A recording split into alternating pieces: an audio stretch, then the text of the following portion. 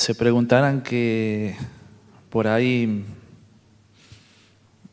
el tema de los periurbanos y qué tenemos para presentar con esto, ¿no? Primero, voy a tratar de contar qué hago yo acá, ¿no? Yo soy docente de la Facultad de Agronomía. Ya hace 20 años que trabajo en este tema de la agroecología, me recibí hace 20 años. Y mucho antes de eso, hace 40 años más o menos, era un niño y crecí en un campo, en un pueblo rodeado de campos, cerquita de Villa María, un pueblo que se llama James Craig. Y si bien no vivíamos en el campo, estamos llenos de parientes en el campo, como probablemente la mayoría que vivió en un pueblo. Así que frecuentemente íbamos a visitar gente, vivíamos yendo al campo, ¿no? Del campo hace 40 años. La gente más grande por ahí me va a entender, la gente más chica, a veces yo trabajo con alumnos de primer año de la carrera que tienen 17, 18 años, les parece que uno le habla de un cuento, ¿no? Porque el campo al que nosotros viajamos a visitar no tiene absolutamente nada que ver con este campo que conocemos hoy, ¿no? Nosotros jugábamos en los lotes, no había riesgo en los lotes de cultivo. Los lotes no eran de soja, la soja prácticamente no existía. Jugábamos en lotes de girasol. La mayoría de los que tienen menos de 20 años probablemente nunca hayan visto un lote de girasol. Jugamos en lotes de lino, probablemente muy pocos de los que están presentes hayan visto un lote de lino, que es una belleza cuando está en flor, una flor celeste, parece un mar, un lote de lino en flor.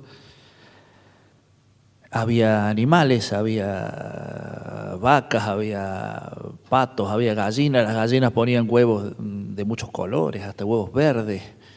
Nos bañamos en el tanque de agua, en el tanque redondo de la bebida, de donde se reserva el agua para los animales, y había pececitos de colores en los tanques. No estoy inventando nada, era algo así. Cualquiera que haya viajado al campo hace un tiempo lo sabe, ¿no? Había gente, había mucha gente viviendo, trabajando, había niños, había árboles, había mucha vida, rebosaban de vida los campos. Y en algún momento, algunas decisiones hemos tomado que han hecho que los campos se fueran transformando en algo completamente distinto, ¿no? Completamente distinto, donde uno va en esta época y no hay nada, no están ni los cultivos ni la gente no está casi nunca, y muy raro que haya animales, ¿sí? Ni hablar de los pececitos de colores de los tanques. Con todo el uso de los químicos no ha quedado nada de eso.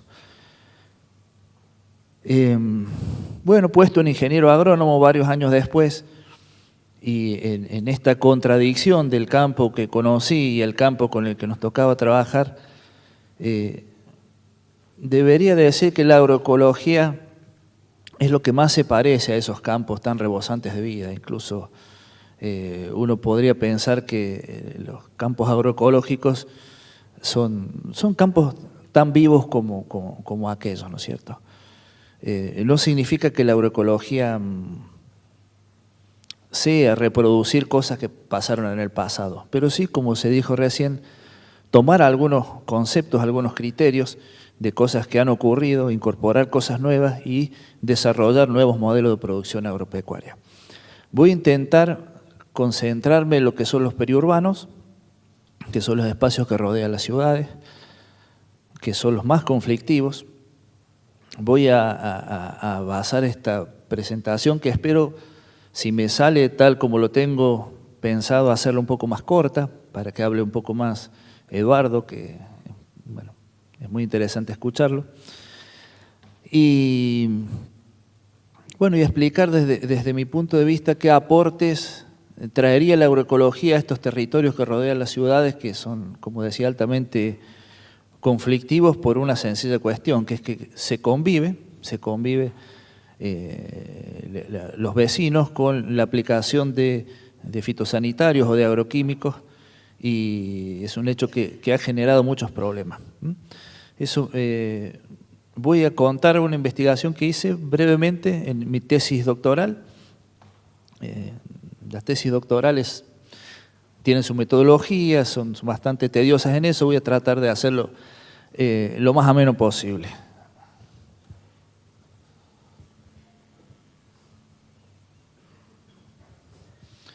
Bueno, voy a parar acá.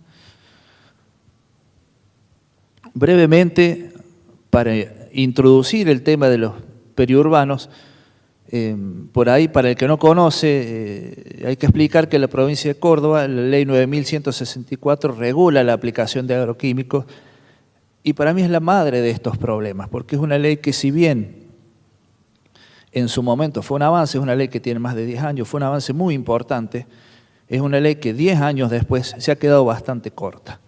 ¿Por qué? Porque los conflictos que están ocurriendo son conflictos dentro de la ley. ¿Sí? La ley permite la aplicación incluso dentro de los ejidos urbanos de los productos fitosanitarios clase 3 y 4, que bueno, se categorizan los productos en función de su peligrosidad. Lo explico porque por ahí hay gente que no está tan interiorizada de esto, ¿sí? Y se les pone una etiqueta, una banda, ¿sí? Y los menos riesgosos se pueden aplicar bajo ciertos cuidados, bajo ciertas condiciones, hasta el límite de las áreas pobladas. Y esos menos peligrosos, los clases 3 o 4, según datos de la Cámara Argentina de Sanitarios y Fertilizantes, la CASAFE,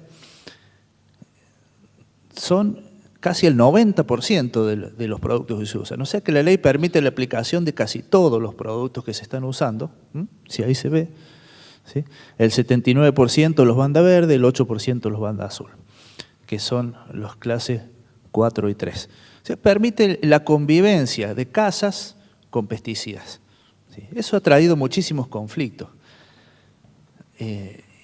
Y son conflictos que ambas partes tienen bastante de razón, porque por ahí el productor dice, bueno, mire, yo estoy haciendo todo lo que me pide la ley y lo estoy cumpliendo.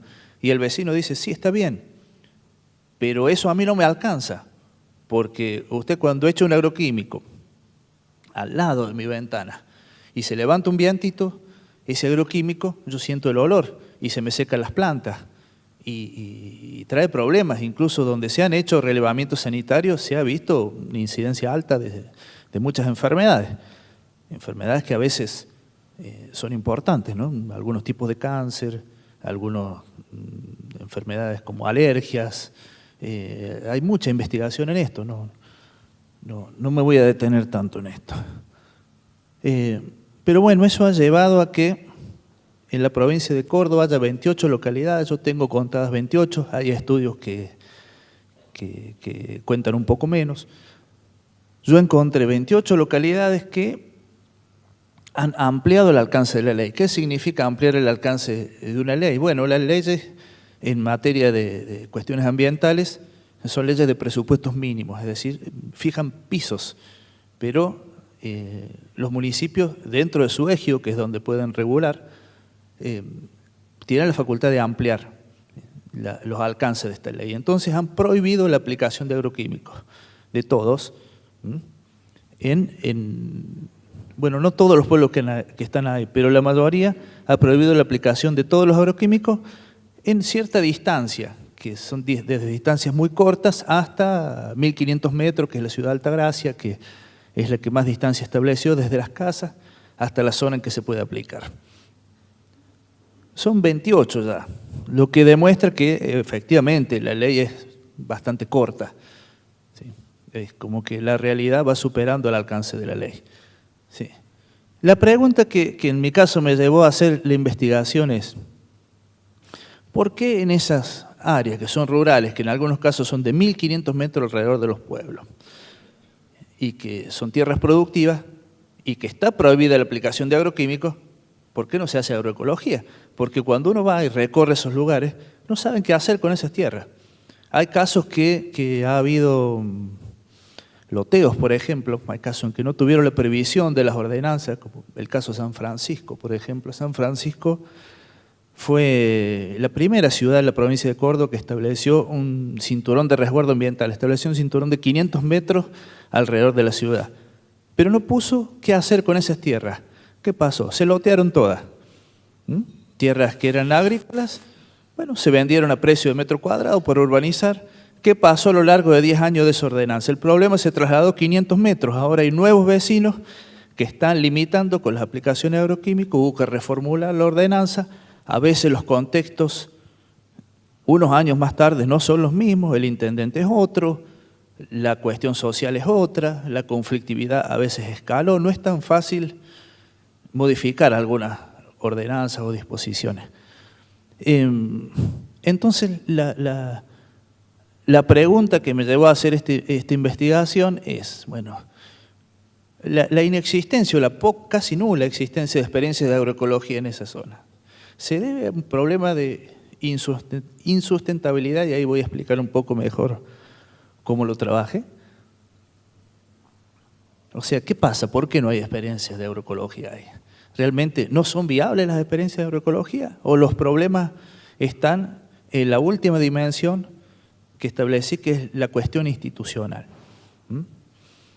La sustentabilidad, bueno, con el equipo en que trabajo lo entendemos que no es solo una cuestión ambiental, sino que también debe incluir parámetros sociales y parámetros económicos.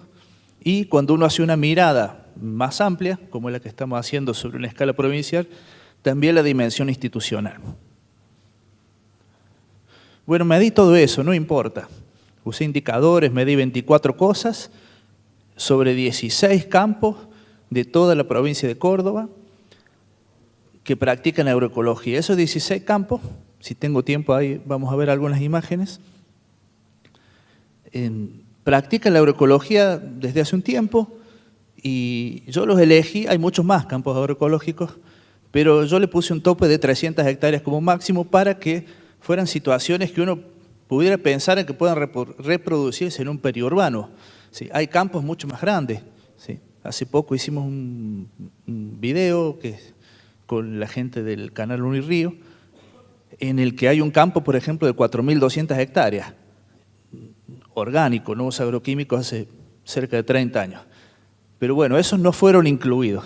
Son 16 campos en toda la provincia de Córdoba. Ahí están ubicados ahí, dividí la provincia de Córdoba en 4 zonas. Cada campo tiene una inicial, ¿sí? Y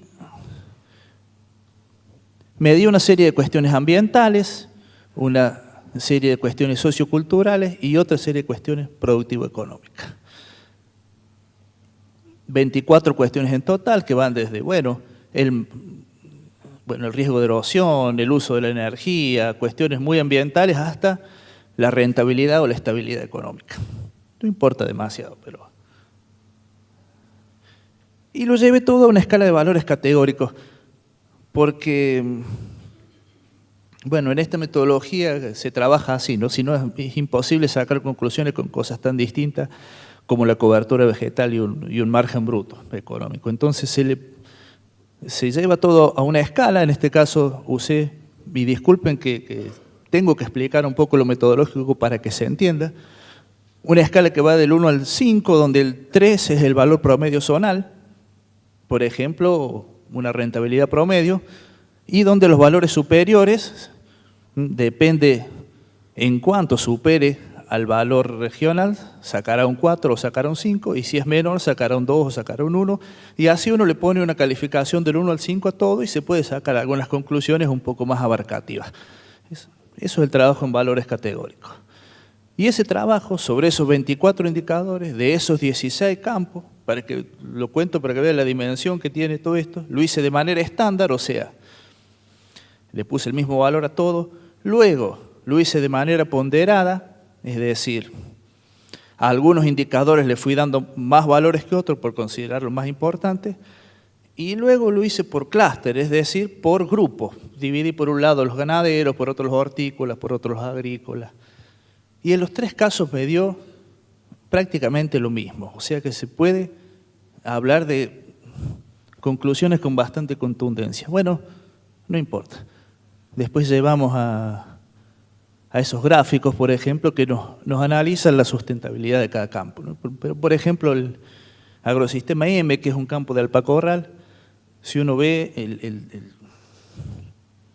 el círculo exterior, sería la situación ideal de sustentabilidad. Y este campo está bastante cerca, solamente baja un poquito en el riesgo de erosión por el manejo de las pendientes, pero está bastante bien. Eso sirve mucho para trabajar con los productores, para poder analizar los puntos que se pueden mejorar, ¿no?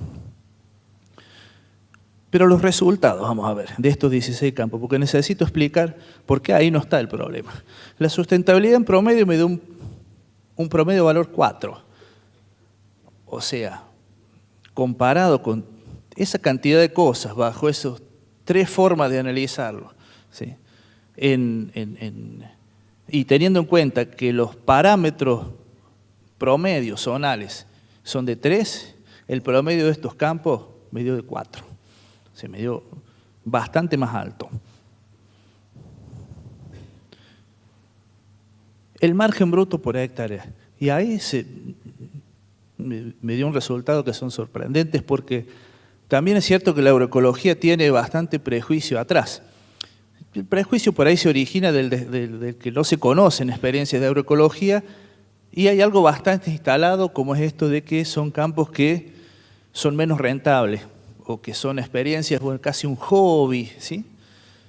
O una cuestión casi de hipismo, o un pasatiempo, o vaya a saber qué, pero que son menos rentables, o que hay que tener mucha plata para hacerlo. Bueno, explico un poco cómo calculé el margen bruto por hectárea y ya me salgo de lo metodológico, así ténganme un poco de paciencia en esto. Había campos de todo tipo, había campos agrícolas, campos ganaderos, campos hortícolas. Entonces, para poder comparar con los campos de la región, elegí las 4 actividades principales de cada departamento donde estaban y se le asignó un valor en función a eso. ¿Cómo era el valor que se le asignó? Por ejemplo, vamos a tomar uno. Estos últimos 4 son del departamento Río Cuarto, ¿sí? En el departamento Río Cuarto, las principales actividades, según los censos agropecuarios, son la soja, el maíz, la ganadería bovina de cría y la ganadería bovina de invernada, ¿sí? En el caso de que cualquier campo, el leñe, vamos a tomar, por ejemplo, su margen bruto, que es su ganancia por hectárea, ¿sí?, sea superior a todas las actividades, a la soja, al maíz, a la ganadería bovina de cría y de la invernada, lleva un 5. En el caso que sea superior a 3, lleva un 4. En el caso que sea superior a 2 e inferior a 2, lleva un 2, y así hasta llegar al 1 en el caso de que la ganancia sea menor a todas las actividades. Bien. Todos los campos, de los 16 campos, 14 sacaron un 5. O sea que 14 de los 16 campos superaron a las 4 actividades predominantes de la zona en lo que es el margen bruto. Resultado que fue contundente, lo revisé un montón de veces, lo hice de diferentes formas, ¿sí? Y los otros 2, que son el J y el L, dieron un valor de 4. O sea que de las 4 actividades principales de su zona, superaron a 3 el margen bruto. O sea que son campos muy rentables, y son muy rentables por una razón sencilla: gastan muy poco. Gastan muy poco porque un campo agroecológico no compra insumos, que están carísimos, se pagan todos en dólares. Por ahí, para el que no está acostumbrado a los números que se manejan en el campo, una bolsita de semilla de maíz, por ejemplo, para sembrar una hectárea, que es una bolsita chiquita, debe pesar 20 kilos, está cerca de $200. Y eso sirve para sembrar una hectárea. Bueno, en los campos agroecológicos no compramos maíz, se usa semilla propia, por ejemplo. Y tampoco se compran fertilizantes, y tampoco se compran insecticidas, ¿sí? Entonces los gastos son bastante menores cuando uno saca las cuentas, y eso da rentabilidades altas, inevitable. Un campo que vende pero no gasta, los números son buenos. Es bastante sencillo, ¿sí? Y este es otro dato interesante que me pareció Muy importante traer, sobre todo para la discusión esta de las posibilidades hacia los periurbanos, los puestos de trabajo que genera. ¿Sí? Estamos acostumbrados a ver un campo que expulsa gente, que no genera fuentes de trabajo, mientras que las experiencias de agroecología generan muchas fuentes de trabajo. Vamos de nuevo al departamento Río Cuarto, los campos, los últimos 4. El promedio de empleo, según el INDEC de empleo rural en nuestro departamento, es de un trabajo cada 382,5 hectáreas, un puesto de trabajo. Los 4 campos que analicé, que están en nuestro departamento, generan un puesto de trabajo cada 34 hectáreas, cada 87 hectáreas, cada 75 hectáreas y cada 1,37 este campo que es hortícola, que ya lo vamos a ver, ya va a hablar el productor después del mediodía. De todos los departamentos que estaban involucrados en este estudio, el promedio de empleo es de un puesto de trabajo cada 316,5 hectáreas, mientras que el promedio de empleo de los campos agroecológicos que intervinieron en este estudio es de un puesto de trabajo cada 25 hectáreas. Una diferencia terrible si estamos pensando en, por ahí, la posibilidad de aplicar esto en los periurbanos, que generarían mucho empleo en un contexto donde el empleo está siendo un problema, donde están creciendo las tasas de desempleo. Entonces, si el problema no está ahí, ¿dónde está? ¿Por qué no están las experiencias de agroecología en los periurbanos? Ya habíamos visto la dimensión ambiental, que cerraba muy bien, porque son campos menos agresivos con el ambiente, la dimensión social, que también cierra muy bien, porque genera empleo, el productor está muy contento con lo que hace, la dimensión económica, que cerraba bien, los números dan bárbaro. Y sin duda los problemas estaban, me cansé de encontrarlos, en lo que es la dimensión institucional, que es donde saco la mayoría de las conclusiones, político-institucional. ¿En qué me metí acá? Ver la normativa vigente, que hay un cuerpo normativo que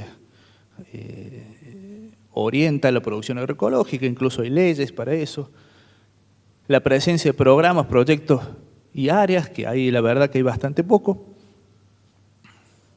Hice 40 entrevistas. 40 entrevistas, ahí voy a contar un poco a quién entrevisté. Entrevisté al Centro Regional de Córdoba INTA, su director, el área de Agricultura Orgánica de la Nación, 11 representantes de municipios y comunas. Mi idea inicial era hablar con los intendentes. En casi todos los casos llamé por teléfono. Por lo general me fueron derivando con funcionarios que estaban más al tanto de esta problemática, con algún secretario de gobierno o con algún secretario de ambiente, que me atendieron muy bien. Sí. Sí, de esos 28 logré hablar con 11. Las 3 facultades de Ciencias Agrarias, lo entrevisté a Sergio, que estaba sentado por ahí, que es nuestro decano. Entrevisté a la secretaria académica de la Facultad de Ciencias Agrarias de Córdoba, a la directora de carrera de Villa María, Federación Agraria, Cartes, que me atendieron muy bien también ambos, el MAPO, que es el Movimiento Argentino de la Producción Orgánica, que agrupa a los productores orgánicos, al Colegio de Ingenieros Agrónomos. Ahí entrevisté al presidente de la Comisión de Periurbanos, que tiene una comisión que está trabajando en el tema, a 4 organizaciones sociales que promulgaron estas ordenanzas que prohíben la aplicación de agroquímicos alrededor de las ciudades, y a los 16 productores agroecológicos. Total de muchas entrevistas para tratar de entender esto de la institucionalidad alrededor de la agroecología.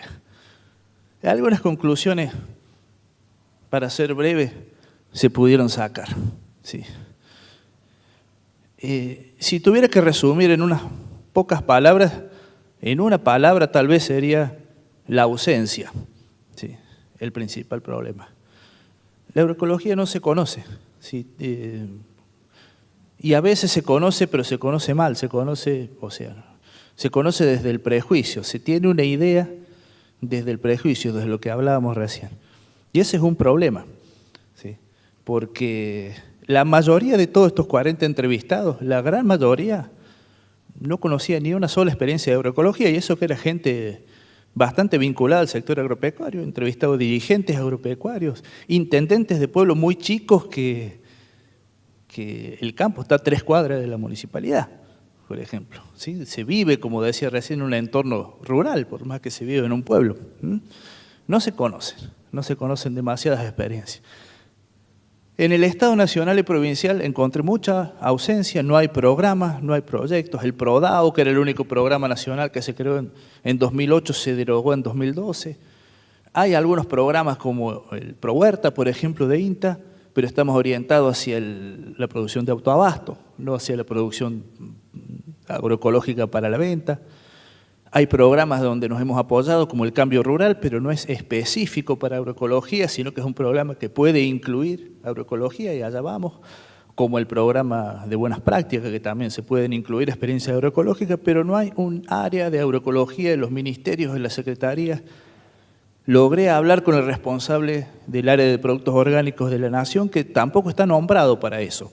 Es una persona que se hace cargo, pero no hay un espacio de agricultura orgánica con funcionarios para tal fin, ni un programa nacional, ni líneas de financiamiento, no hay nada.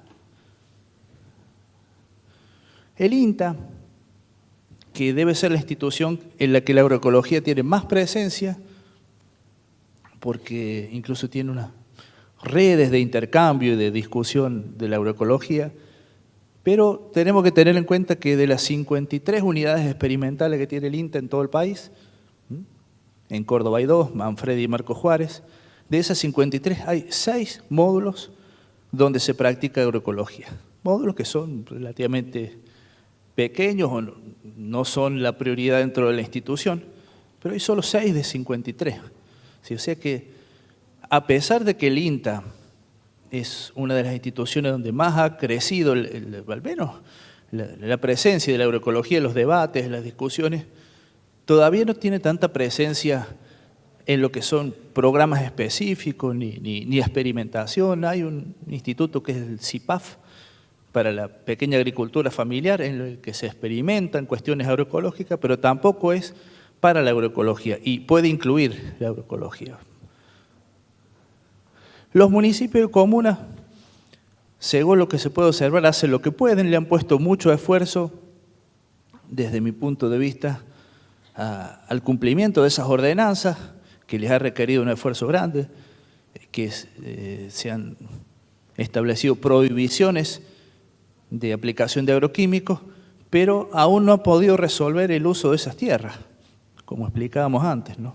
Incluso en lugares donde se han generado pequeños microbasurales, no se sabe qué hacer con esas tierras. Y sí han puesto un esfuerzo grande en tratar de que esas distancias se cumplan, han nombrado inspectores, incluso han ampliado las capacitaciones de la Ley Provincial de Agroquímicos, como en Colonia Carolla, que exigen 80 horas de capacitación a los aplicadores, que es muy interesante.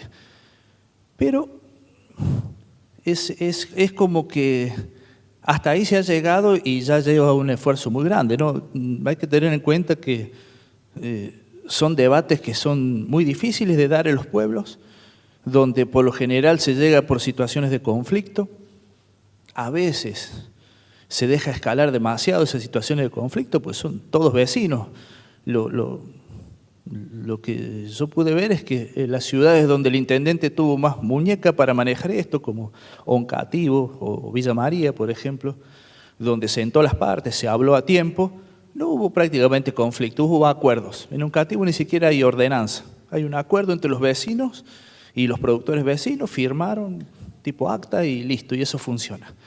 Cuando el conflicto escaló se hace muy difícil, porque cuando la gente está peleada, se hace muy complicado, ya entran situaciones personales y la verdad que en ese contexto de enojo es muy difícil hablar de agroecología porque, bueno, hay una cuestión social a solucionar y es muy frecuente.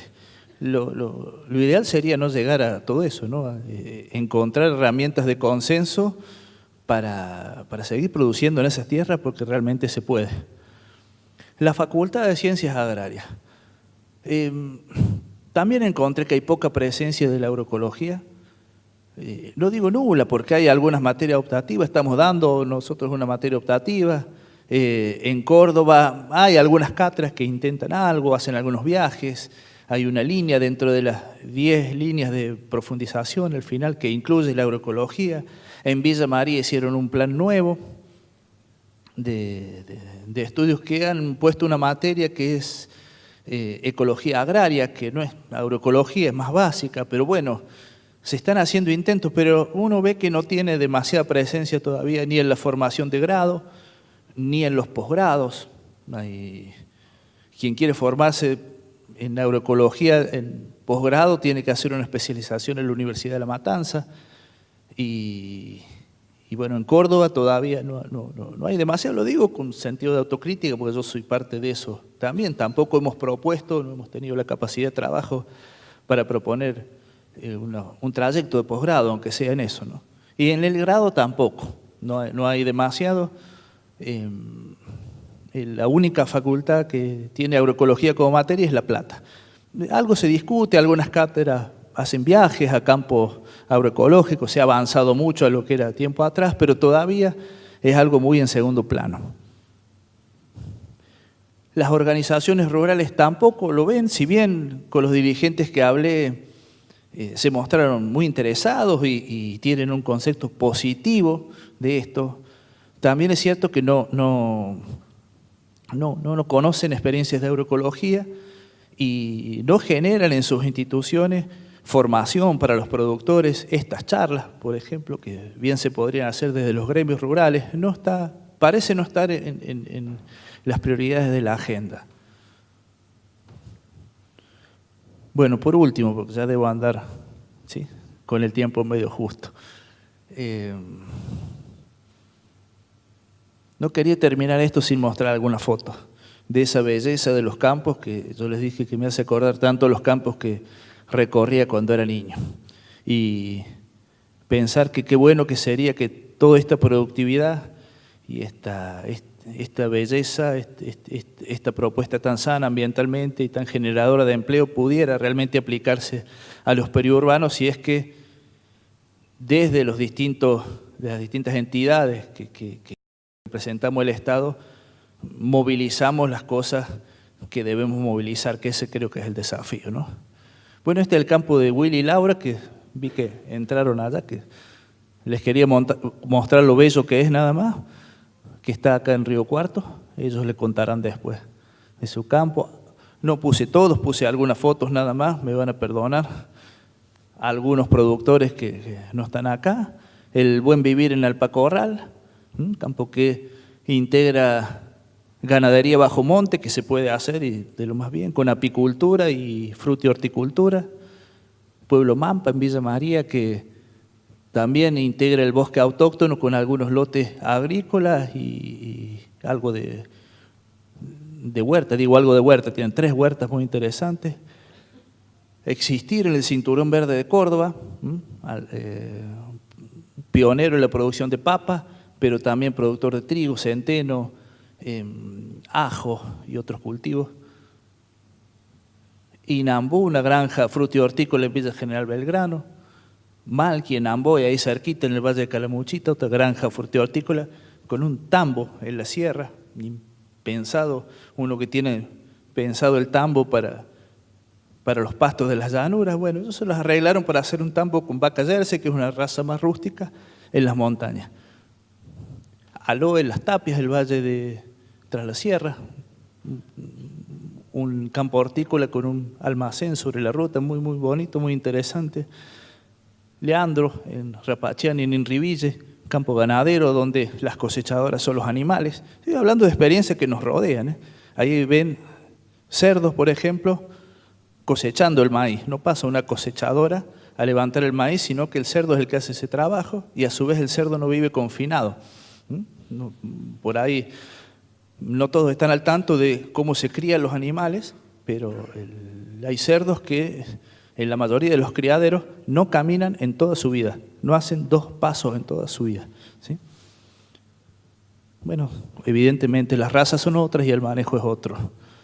El mate en Adela María, que es también vigente, ¿sí?, que con un sistema de pastoreo Boissin, que es sistema francés, han logrado tener casi triplicar la producción ganadera de la zona a base de pasto. Una vez Bruno, no sé si anda Bruno por acá, bueno, Bruno me dijo una vez, profe, me dice, esto no es más que vacas comiendo pasto. Y bueno, sí, en el fondo tiene razón, pero es gestionar que un animal que es herbívoro, que evolucionó para comer pasto, pueda crecer comiendo pasto, bueno, con el manejo de las cargas animales y el apotreramiento, incluso crían gallinas y pollos bajo ese sistema. Bueno, en San Javier, La Matilde, tambo de cabras con viñedo, huerta, ecogranja Sol y Luna en Villa María, una ecogranja que trabaja cultivos libres de gluten, trigo sarraceno, arveja, lenteja, garbanzo, cultivos, mijo, alpiste, cultivos poco convencionales. Ahí se ve una flor de lino, que lo que le decía. Bueno, creo que no puse más, hay muchos más, pero tampoco era para hacerlo tan extenso, sino para poner en imágenes esto que lo que les decía de la belleza, y ojalá que encontremos la manera de movilizar las cosas que son necesarias de movilizar para que los periurbanos de nuestras ciudades se llenen de agroecología.